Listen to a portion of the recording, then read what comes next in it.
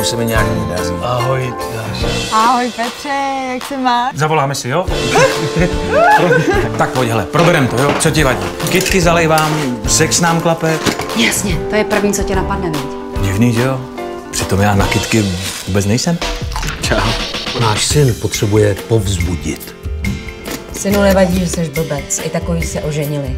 Nejlepší holka, jakou jsem kdy potkal, byla Eliška z Gimplu.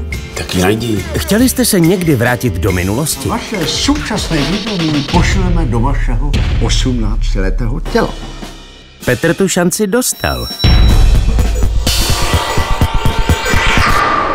Kvůli Elišce. Takhle jsem vypadal, jo.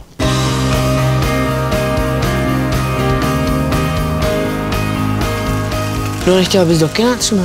To fakt nejde, já mám kluka. Zjistí nám, zda tato rovnice vyjadřuje kružnici. Mizerný! Tak ty jsi mi nerozuměl, ty zmetku. To vždycky tak nosíš do školy dorty? Nejenom dneska. Do laborek, víš? Zkoumáme plíseň.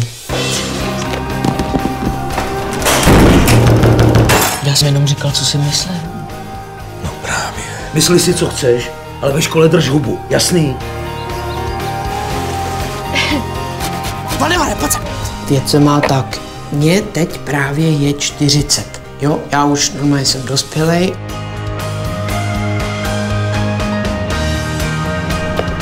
Jaký byl večírek? Náročnej, dobrou.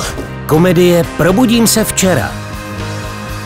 A napište program na výběr jednoho prvku ze 3 prvků. No co? To jako neumíš nebo co? No, kdybych měl Windowsy. Napřed nám předveď, že umíš Basic a potom se můžeš chlubit s těma svýma Windowsy, nebo jak je to? Přijďte se podívat, jaké by to bylo, kdybyste se vrátili do svého mládí. Probudím se včera. V kinech od 15. března.